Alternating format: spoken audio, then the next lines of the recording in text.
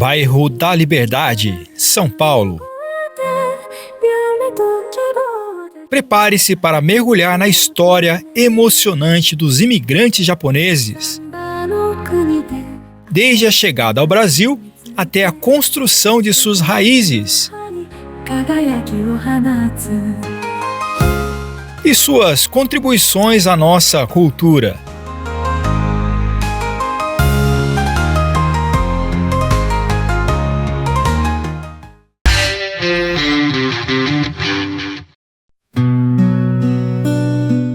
O museu fica na sede da Sociedade Brasileira de Cultura Japonesa e de Assistência Social, Bunkyo.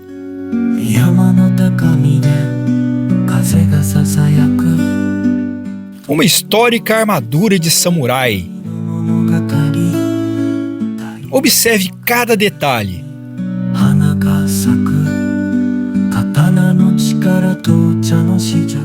A armadura de samurai, chamada Yoroi, é composta por placas de metal e couro, projetadas para uma mobilidade e proteção. Inclui o kabuto, capacete, menpo, máscara, do, peitoral e sode, proteção para os ombros. Decorada com detalhes elaborados, refletia a posição social e a honra do samurai.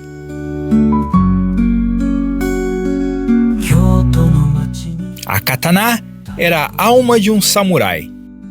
Seu aço era forte e flexível.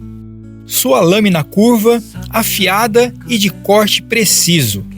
A katana é usada em combates rápidos. A wakizashi, espada curta, era usada para batalhas corpo a corpo e também no seppuku, o ritual de suicídio.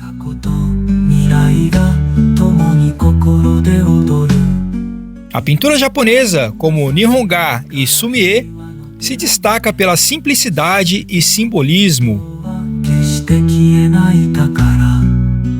O shawan era usado na cerimônia do chá.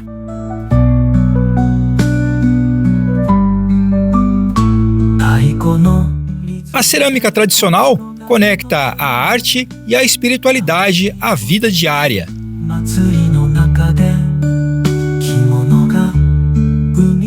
A sela de montaria samurai, Sadoru, era projetada para o conforto e funcionalidade. Feita de madeira, couro e tecido, possui uma estrutura rígida. O estribo plano era para maior estabilidade durante o combate.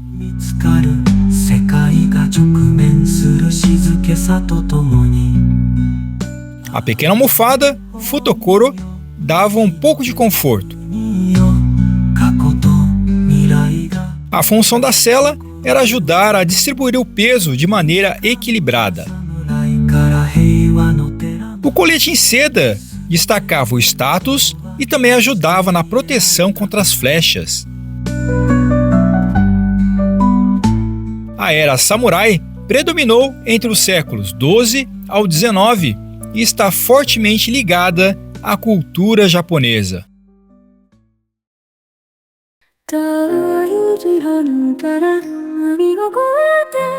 O museu ocupa 3 andares do prédio, cada um dedicado a diferentes aspectos da história da imigração japonesa.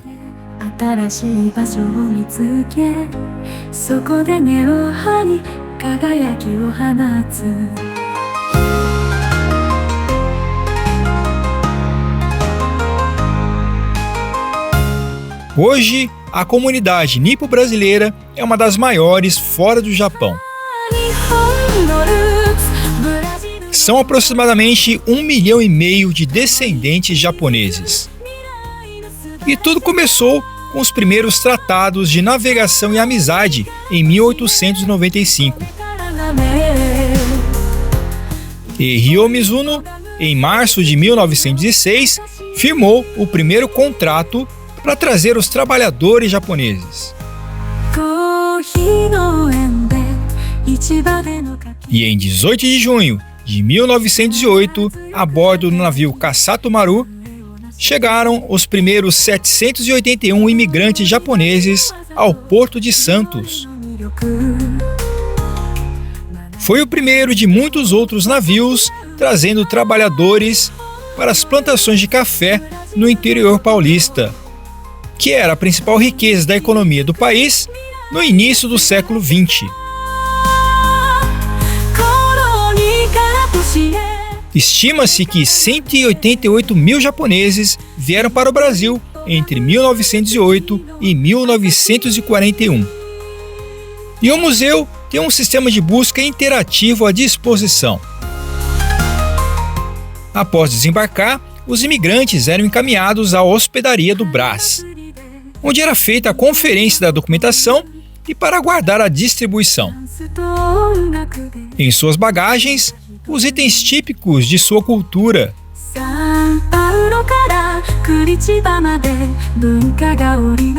Muitos traziam somente o básico, esperando um regresso rápido. Mas que não aconteceu.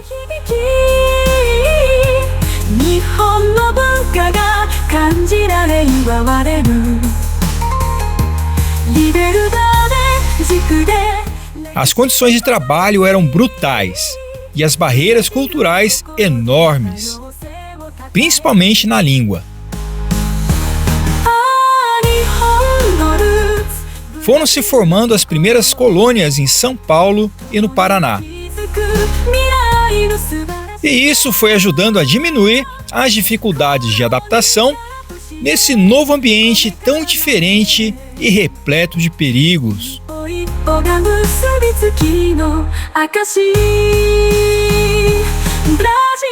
Gradualmente, foram se integrando à realidade brasileira,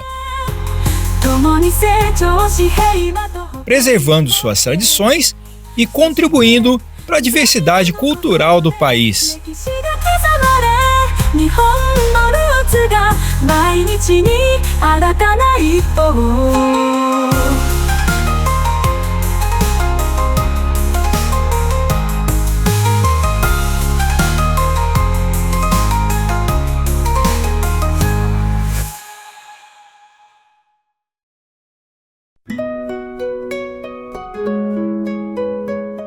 As primeiras colônias foram se estabelecendo nas áreas rurais.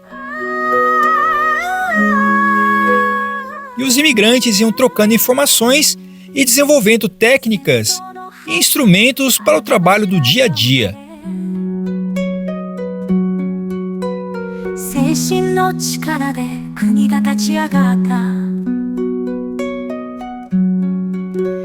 As colônias começaram com grupos pequenos e foram crescendo com o tempo, evoluindo para comunidades prósperas e bem integradas. A primeira providência era a educação.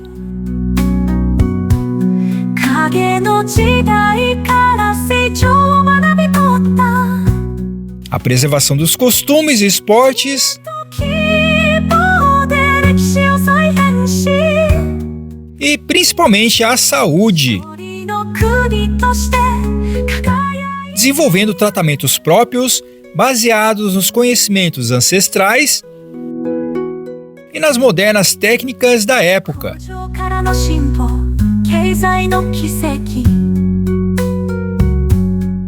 Os festivais culturais e atividades conjuntas ajudavam a resgatar a cultura e promover a coesão entre os imigrantes.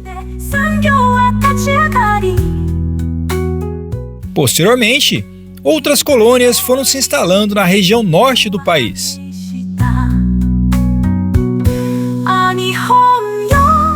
Nos anos 30, a decadência do café trouxe oportunidade para o algodão crescer. E atento, os imigrantes abraçaram a oportunidade e prosperaram.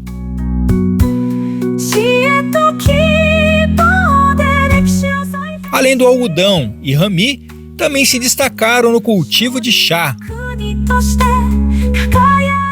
E em Registro, fizeram renascer o cultivo de chá no país. Também se desenvolveu o cultivo do arroz, soja e legumes.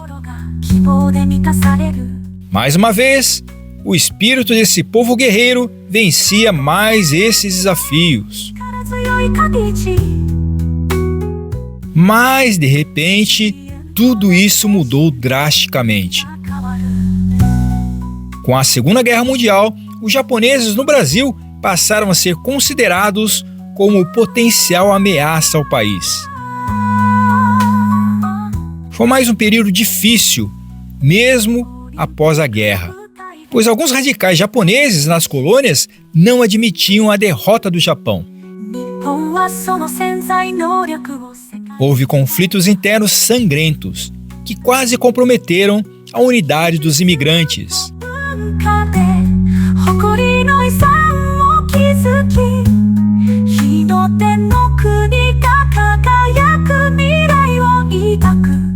Mas, com a perseverança e resiliência, puderam ser superadas as diferenças.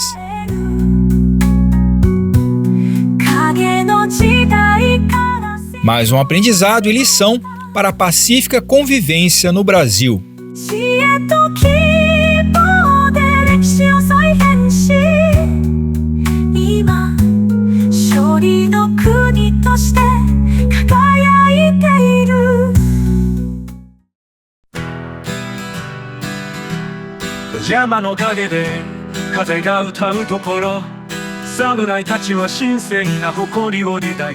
Superados os traumas do pós-guerra, o Japão se reergueu graças à sua eterna perseverança. E não diferente, seus imigrantes alcançaram o sucesso e reconhecimento no país.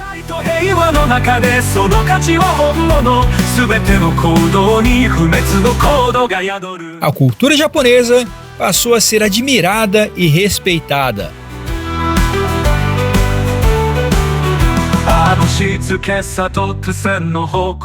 Bairros como o da Liberdade em São Paulo se tornaram grandes multiplicadores de fãs do estilo de vida japonês.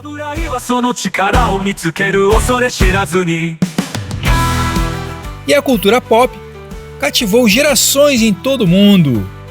Quem não se lembra dos guerreiros da TV? Jiraiya, Jaspion, Kamen Rider Black RX e uma série de animes presentes até hoje. O espírito guerreiro dos samurais novamente floresceu. Ah, e não podemos esquecer do Ultraman, para aqueles mais nostálgicos, como eu. O museu tem uma exposição de espadas que é o delírio dos amantes da arte.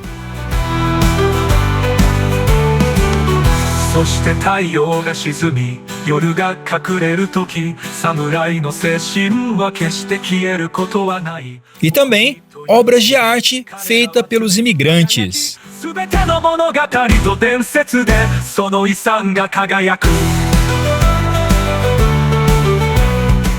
Espero que tenham apreciado a experiência e que as informações lhe tenham sido úteis. Conheça as nossas playlists e acompanhe o canal.